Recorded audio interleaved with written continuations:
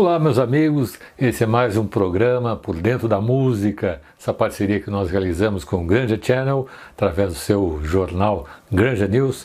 E aqui eu sou Paulo Oliveira, flautista, saxofonista, falando aqui do Sopro Virtual, meu estúdio. Eu espero que vocês estejam acompanhando a nossa série de curiosidades, estudos, reflexões a respeito da música, de como ela é produzida. Nós temos aqui hoje um assunto bastante interessante. Tem muita gente que fala assim, olha, sujeito, vive a vida na flauta, como se fosse algo muito fácil, Mas se a gente começa a olhar, o instrumento mesmo de verdade, flauta, não é fácil não. É um instrumento bastante complexo, é um instrumento que exige bastante de quem se propõe a tocá-lo bem, Então, veja só, tem algumas coisas que nos instrumentos musicais nos causam uma curiosidade.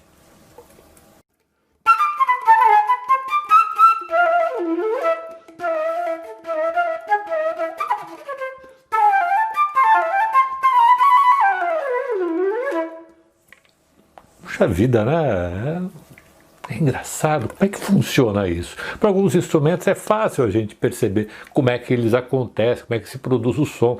O sujeito vê um baterista tocando, pum, pum, o cara batendo nas peças, um pianista, ele mexe nas teclas, um guitarrista, você vê ele, trabalhando com as cordas e com os dedos, mas o instrumento de sopro, ele é um pouco misterioso, sopra, mexe os dedos, o som sai. Como é que isso acontece?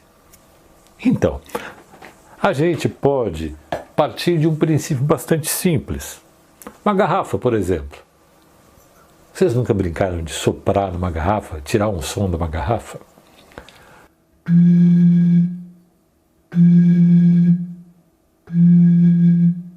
O processo é bastante parecido com a maneira como a gente tira o som da flauta transversal. A gente tem aqui no gargalo, o buraquinho do gargalo, e a gente sopra não para dentro, nem para fora, a gente sopra em direção a essa aresta que fica dentro do gargalo. E aí, o ar bate nesse lugar, se divide em dois e começa a vibrar. Esse volume que tem aqui dentro da garrafa, ele funciona como uma espécie de ressoador. E esse ressoador produz uma nota. Garrafas grandes, notas graves. Garrafas pequenas, notas mais agudas. Então, quando a gente toca a flauta, é parecido. Se a gente vai pegar, por exemplo, uma flauta bem simples como essa, é uma flauta que eu fiz ela de tubo de PVC, é um tubinho, ela tem aqui o bocal, o furinho para a gente assoprar, tem furos para a gente mexer os dedos. E esses furos funcionam da seguinte maneira: à medida que eu vou abrindo os dedos de uma maneira sequencial, eu vou como que diminuindo o tamanho do tubo. E aí, claro, eu acho que a nota vai começar a subir também, porque a flauta vai ficando pequena. Querem ver?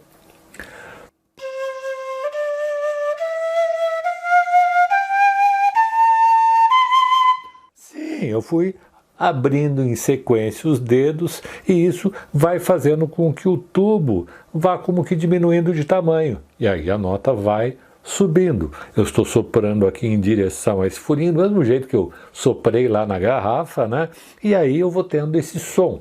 E é claro que, mas acabou aqui, terminou de abrir todos os furos, e agora o que eu faço? Bom, fecha tudo e começa de novo soprando de um outro jeito. Querem ver?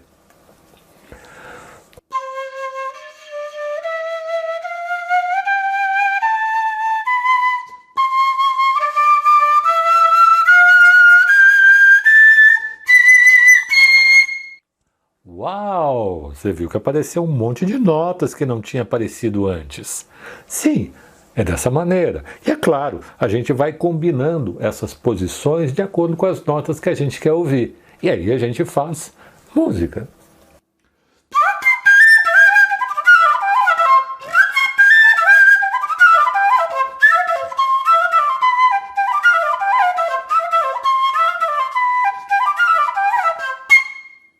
Olha só, pedacinho de cano de PVC.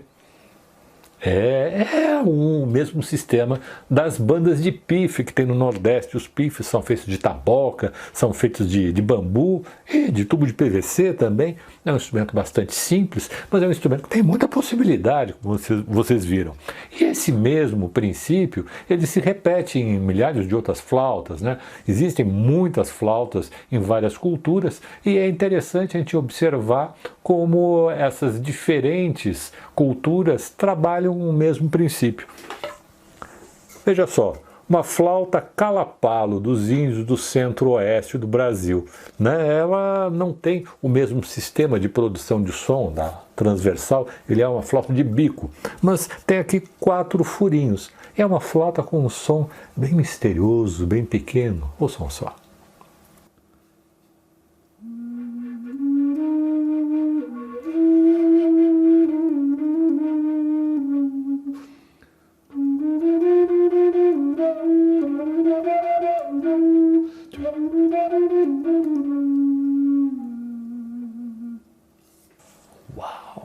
Tem uma outra flauta também aqui, que é uma flauta chinesa, chama Zi. Acho que é assim que se pronuncia, não sei, meu chinês não é grande coisa, mas é uma flauta que tem uma peculiaridade. Ela tem no meio dela um furinho que é tampado por uma folhinha de papel de arroz, muito delicada. E à medida que a gente sopra, esse papel ele vibra e dá um som bem característico. Observem só.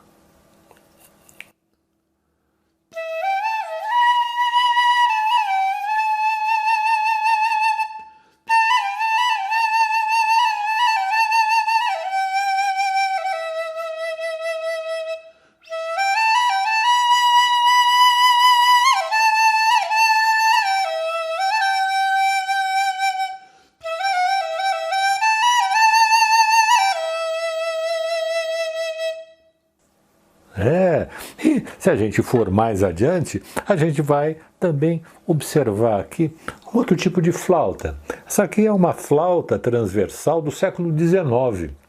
É uma flauta francesa. Essa flauta pertenceu ao meu tataravô e foi a primeira flauta com que eu tive algum contato. Eu tentei ver, peraí, como é que funciona esse negócio aqui, enfim. Aí depois, anos mais tarde, eu tive a oportunidade de fazer uma restauração dessa flauta. Ela passou a tocar muito bem, inclusive. Vou tocar um pouquinho dessa flauta, vocês veem que ela tem um princípio bem simples. Ela tem aqui 6 furinhos, que nem o pife lá, só que tem algumas chaves adicionais que dão a ela um pouco mais de flexibilidade, possibilidade de tocar outras notas e tal. E, enfim, é uma flauta que, na época, ela era capaz de tocar aquela música que foi escrita até o século XIX. Vamos ver.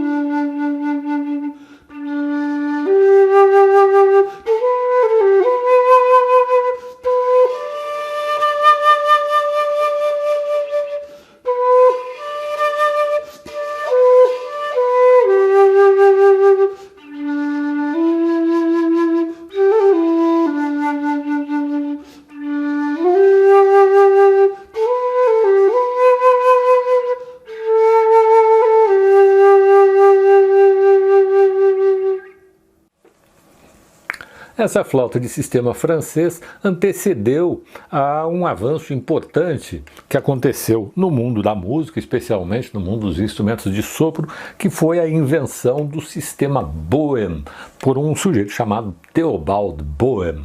Ele inventou todo um sistema de chaveamento que dava à flauta uma mobilidade, uma agilidade muito maior, um equilíbrio maior na afinação, também possibilitava que se tocasse notas que antes eram difíceis na outra flauta, elas começaram a ficar mais fáceis, certas passagens, enfim, foi um avanço importante. E quando a gente olha para esse sistema de chaveamento, parece muito complicado, são tantas chaves e a gente tem poucos dedos.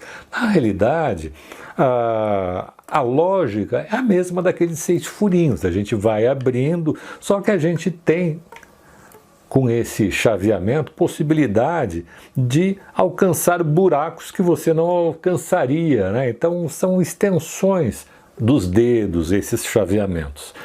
Então, quando a gente tem uma flauta de sistema Boehm nas mãos, a gente toca com muito mais facilidade todo aquele repertório que tinha sido escrito para a flauta mais simples, de 6 buracos e 5 chaves. No entanto, é claro, os compositores já perceberam, puxa vida, agora então temos uma flauta que consegue tocar coisas mais complicadas, vamos escrever música mais complicada então. Isso faz com que, é claro, de repente o instrumento não ficou um instrumento mais fácil, ele ficou um instrumento com mais possibilidades. E é claro, possibilidade sempre é uma porta que a gente abre para inúmeros aprimoramentos e também para complexidades. Outro instrumento da família da flauta moderna é esse pequenininho aqui, é o piccolo, o flautim. Tem gente que olha, esse aqui é pequenininho, deve ser mais fácil de tocar. Não, acho que é mais difícil até o som dos instrumentos mais agudos, é mais difícil da gente tocar. O piccolo é um instrumento que toca as notas mais agudas de uma orquestra sinfônica, é a cereja do bolo, ele está lá, pim, né? Ele toca a notinha mais aguda da orquestra, é o piccolo que é capaz de tocá-la.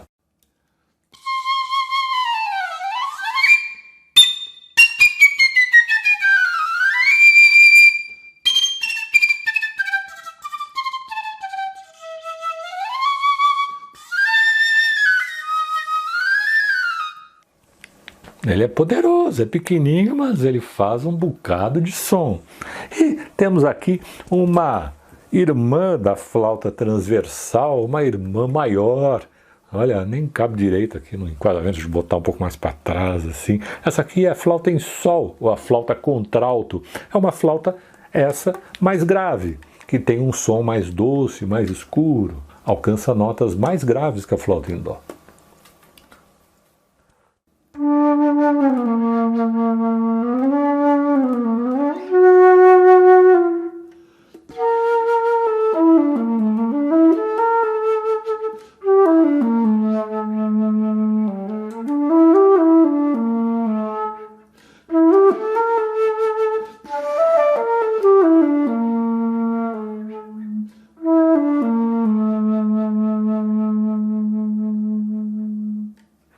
Falando nessas flautas mais modernas, a gente fica pensando em, nossa, em um grupo só de flautas deve dar um som bem interessante. Pois é isso que nós vamos ver.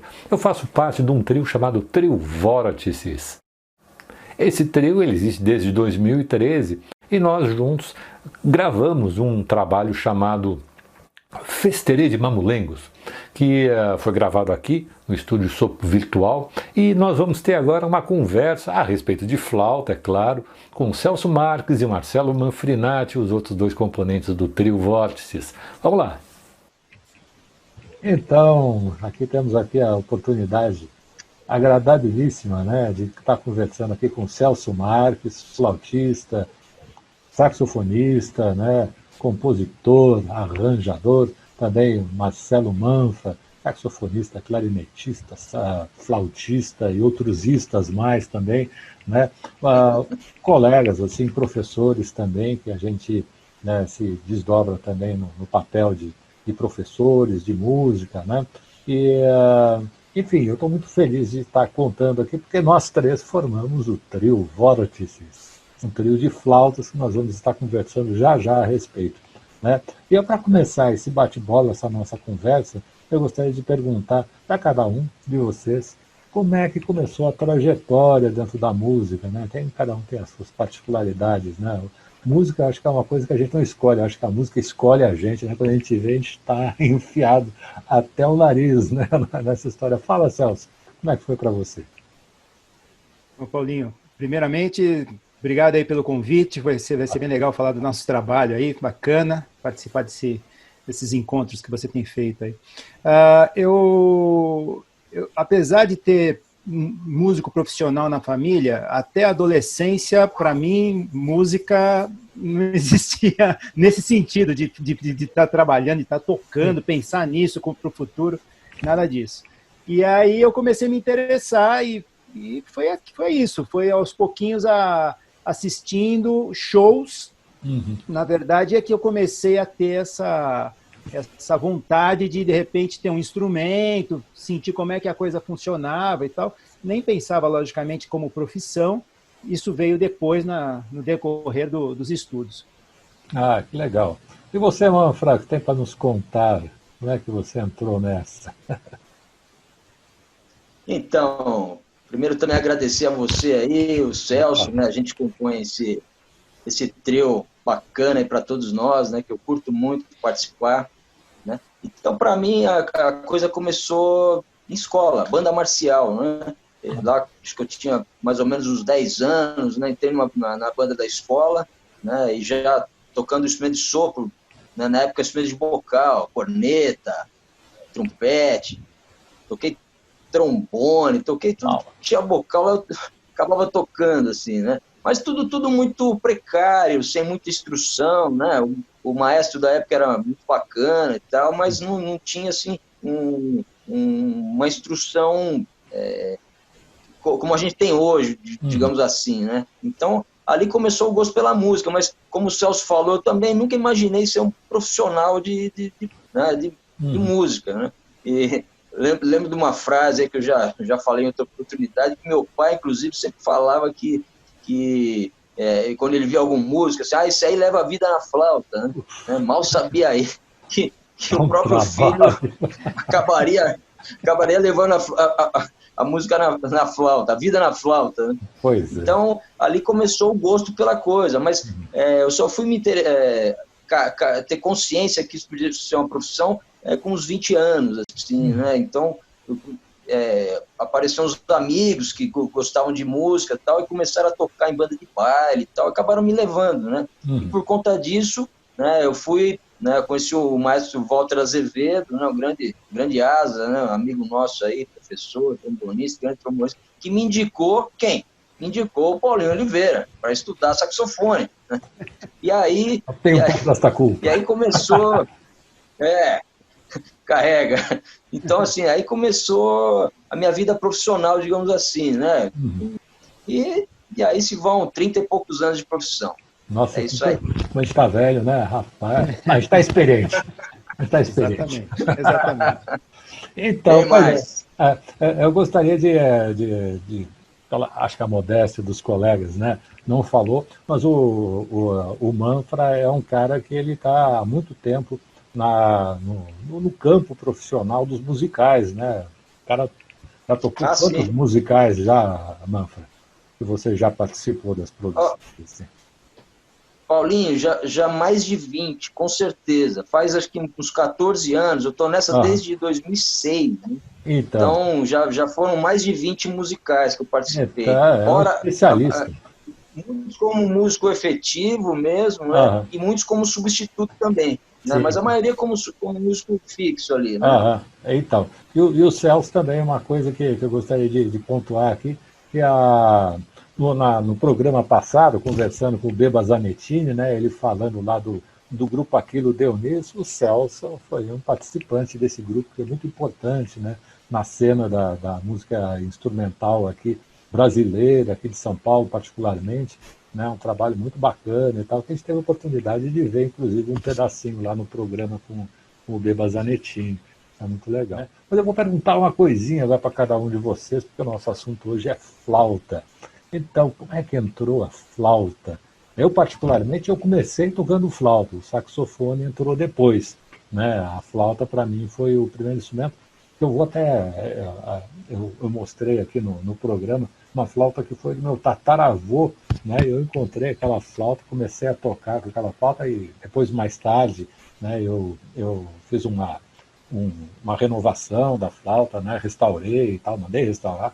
né? E ela passou a tocar de novo e tal, mas foi meu primeiro contato assim, com o instrumento de sopro, foi com aquele instrumento antigo do século XIX e tal. E aí uma coisa foi puxando a outra e depois, mais tarde, o saxofone acabou entrando.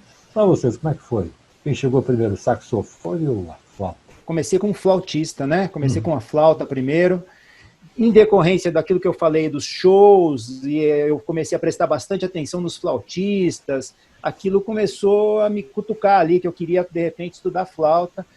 Por sorte, eu sempre falo isso, porque a gente deve, e aí é aquela coisa dos professores, né? A gente deve muito, realmente, o Manfra estava elogiando aí o seu primeiro professor, sério nessa história aí, mas eu também eu elogio todos eles, porque realmente a culpa foi deles aí. Eles é que realmente conseguiram colocar essa história com força mesmo na minha vida.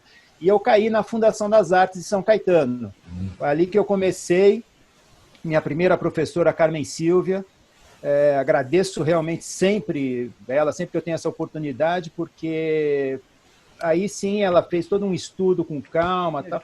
E aí, anos depois, aí estudei bastante flauta, aí pelo menos acho que uns 4, 5 anos eu estudei flauta para depois pegar o saxofone. Foi mais ou menos assim, algo mais ou menos nesse tempo aí. Ah, que legal. E você, Manfra, como é que a flauta entrou na sua vida? Pois é. Então, para mim foi o seguinte, eu comecei saxofonista, né? Então, tocando sax durante alguns anos, assim, e comecei a melhorar e por conta disso a pegar serviços melhores e tal, né? E comecei a ficar conhecido, assim, no circuito e tal. E aí, o que aconteceu? Um belo dia, o pessoal começou a ligar para mim, falou, pô, tem um serviço tal, em tal lugar, com tal pessoa, né, tal roupa, aquela coisa toda, né? E acertava tudo, né? Acertava o cachê, aquele negócio. Aí o cara, no final da conversa, ele falava, leva a flauta. Ops! Naquela época era muito comum, né? Sim. Naquela época era muito comum o saxofonista tocar flauta também, em shows, né? Então, tudo quanto era o trabalho que tinha, o saxofonista levava a flauta junto. E eu falava, pô, eu não toco flauta. Aí a pessoa, o contratante falava, pô, então não vai dar certo, né, para você e tal. E aquilo fez com que eu corresse atrás da flauta. Fui comprar uma flauta, comecei a estudar meio que sozinho, pegando a orientação dos amigos, né? O Vitor Alcântara, né, que também é Sim. saxofonista, né, eu estudei com ele um tempo também, né, então hoje eu tenho a flauta como um instrumento meu também, além do saxofone, né, Eita. não é um instrumento complementar para mim, né, hoje a flauta é um instrumento, é o meu instrumento também, né, que eu Ah, gosto muito e estou sempre estudando. então, gostaria de pontuar também isso aí que, como o Manfra falou, né, tem essa coisa do instrumento principal e o instrumento complementar, né, isso é uma coisa relativamente comum para instrumentistas de sopro, né, aproveitando muitas vezes a técnica similar de alguns instrumentos, a gente acaba tocando outros instrumentos assim para ter uma paleta de cores, digamos assim, diferente, né, e ser capaz de ter um pouco mais de versatilidade dentro de um cenário musical. Mas é claro que tem aqueles instrumentos em que, de repente, a gente, né, toca um pouquinho e tem aquele que a gente deslancha mais, né? Mas acho legal, assim, de ver, assim, que tanto o Celso como o Manfra, assim, eles têm uma proficiência muito grande, assim, não só na flauta, como vocês irão ver, né? Daqui a pouco mais o Trio Vox vai estar se apresentando aqui no programa, como também a questão do saxofone, né? Que realmente é um instrumento que tem alguma semelhança na parte das chaves, assim, mas que realmente a produção de som e a linguagem dele já é bastante diferente, né? Então, gente, uma coisa, né? Esse negócio de não é bolinho, não. Né? Tem muita gente assim que chega assim, eu queria tocar flauta, mas não sei se eu toco saxofone. O que é mais fácil? Né? O pessoal pergunta. Eu vou perguntar de uma maneira diferente. O que é mais difícil na flauta? Né? A gente que toca flauta, a gente sabe que flauta é um instrumento que dá um trabalho danado. Né? A gente fica com os cabelos brancos, às vezes perde os cabelos até. Verdade, verdade. Brincadeira. E aí cada um de nós tem aquela coisa que é, puxa vida, isso é difícil na flauta. O que é difícil na flauta para você, Celso? Olha, Paulinho, quando eu decidi tocar saxofone, né? eu percebi que isso ia ser um problema como flautista, né? Para mim, isso ia ser um problema, porque realmente a embocadura do saxofone, ela, na medida em que você vai ter que tocar os dois num mesmo evento, no mesmo show, não é simples, não é uma coisa simples. E aí eu comecei a compensar sempre, quer dizer, eu nunca deixei de estudar realmente bastante flauta para conseguir manter, né? Acho que você consegue carregar as duas coisas, mas eu procurei compensar isso, né? Então, para mim, a coisa de tentar manter uma boa sonoridade na flauta, principalmente a questão da embocadura, para conseguir continuar tendo os dois instrumentos, né, firmes, com pouca diferença de um para o outro, eu procurei realmente compensar bastante, sempre estudando flauta, mantendo bastante uma rotina de estudo de flauta para conseguir manter um pouco daquilo que eu já tinha adquirido no início, né, quando eu não tocava saxofone. Ah, que legal. Então, e você, Manfra? O que é que pega? Eu concordo aí com o Celso também, até por conta de eu fazer esses musicais que você citou, é muito comum tocar, às vezes, flauta, pícolo, flauta em sol, saxofone, clarinete, sax soprano, sax alto, na mesma peça, né? Toca todos esses instrumentos, às vezes, 2, 3, 4, na mesma música, né? Então, assim, e realmente, a hora que você sai de um clarinete, por exemplo, para pegar a flauta, né? É bem difícil a questão da embocadura, de manter o som estabilizado, afinação, né? Todas essas... fora a técnica, essa coisa toda que é bem difícil, né? Então, pois realmente a gente pode ver dessa conversa, né, que existe um componente muito importante de condicionamento físico, né, que os instrumentos de sopro, de uma maneira geral, exigem, e a flauta, pela delicadeza, né, da embocadura, exige também isso aí, essa flexibilidade, né, tem que ter dos lábios e tal. Rapaz, dá um trabalho, né? Verdade. É um Dá trabalho muito danado. trabalho. Então, falar em trabalho, né? Nós três temos aqui o nosso trabalho do trio Vórtices, né? E uma coisa que é interessante a gente falar como é que surgiu o trio Vórtices, né? O Celso é o cara que idealizou o trio. Conta um pouquinho dessa história que é legal, Celso. Vai lá. Então, a gente, quando estava lá na Facfito, resolvemos fazer, então, esses encontros semanais e fazer alguns duetos, e vamos estudar, a gente, no final do ano, a gente mostra, a gente apresenta esses duetos. O Manfra era professor também ali, naquele mesmo local, e tinha esses horários livres também naqueles momentos, né, de manhã e tal, tinha algumas manhãs livres. Então, assim, a gente começou, e aí aos pouquinhos a gente foi conseguindo reunir alguns trios, né, para começar. Então, começou a ter essa ideia de repente, primeiramente, pegar algumas coisas já, algumas peças, algumas músicas, né, que já existem, e fazer um arranjo para 3 flautas, e aos pouquinhos aquela vontade de compor, que isso é uma coisa que eu trago sempre veio comigo a vontade de estar compondo, né? Você tocou no assunto do Aquilo Dionísio. O Aquilo Dionísio, para mim, foi muito importante, porque justamente foi um grupo que deu um espaço para compor. E aí eu comecei a fazer algumas coisas, o trabalho foi ficando cada vez mais sério, e o Vórtice está aí, ó, deu nisso aí. Então, né, é interessante você falar isso, porque ao longo dessa trajetória que começou, foi 2013, né, quando a gente começou. Exatamente, né? isso. 7 anos, ó, primeiro setênio do Vórtice. E uma coisa que é interessante também, que ao longo desse tempo a gente foi diversificando também um pouco, né, a questão do instrumental.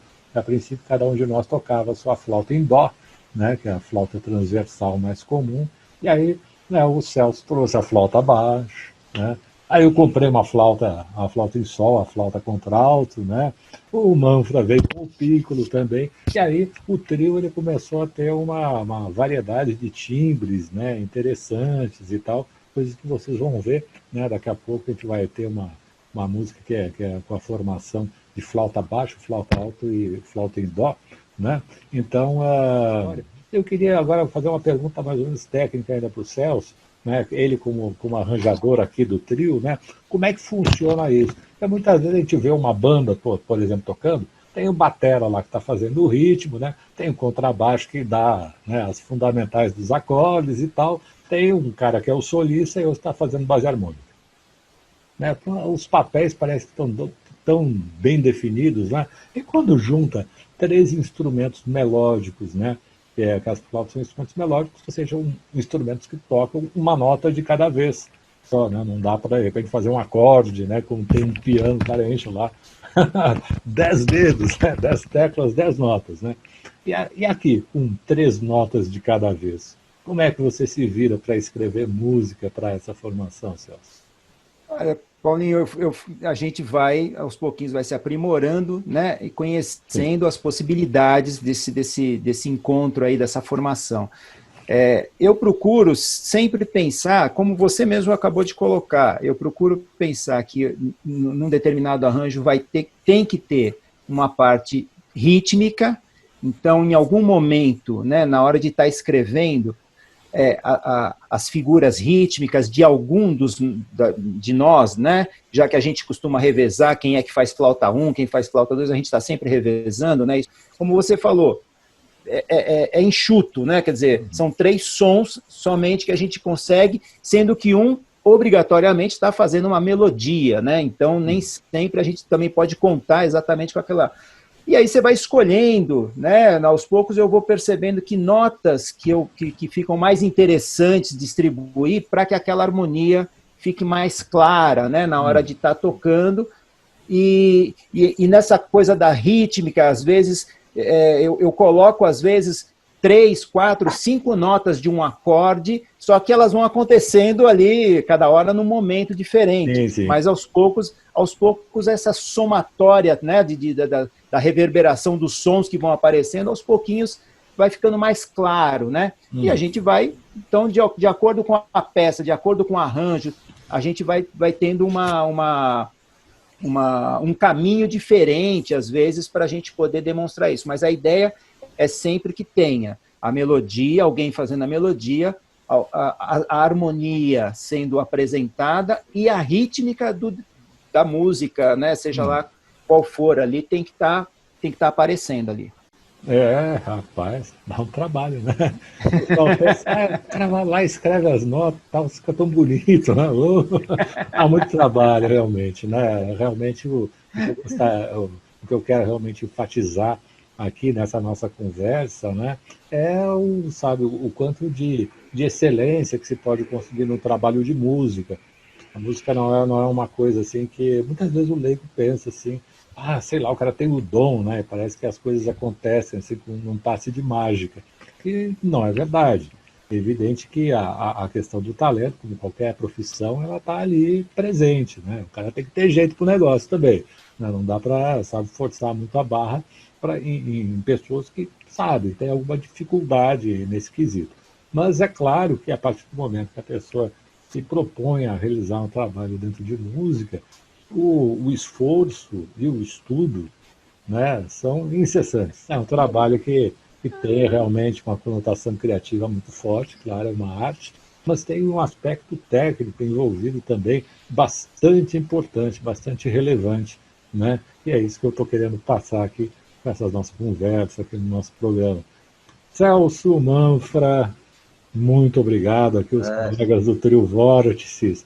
Foi super legal conversar com vocês aqui e que a gente possa firmar, né, cada vez mais o trabalho musical aqui no Brasil. Ele é muito importante, né? Frisando que o repertório do Trio Vórtices, ele tem um componente assim de brasilidade muito forte, né? Ele, claro, não é uma música folclórica, né? Mas ela tem uma raiz muito fincada aqui nas nossas fontes, né, de formação da música brasileira. Gente, abração, obrigado, valeu! Vamos ouvir agora com o Trio Vórtices o arranjo do Celso Marques por uma valsa muito famosa, que é Rosa, de Pixinguinha. Pixinguinha que foi um grande flautista, foi um saxofonista também e um inovador na música brasileira. Preste atenção na formação, na instrumentação desse trio, né, desse arranjo. A gente vai ter o Celso Marques na flauta baixo, que é uma flauta interessante, ela faz uma curva, né? Ela é uma flauta muito grave, como diz o nome, uma flauta baixo. E também eu estarei tocando a flauta contralto, enquanto Marcelo Manfra está fazendo a flauta em dó. Vamos ouvir, é muito bonito.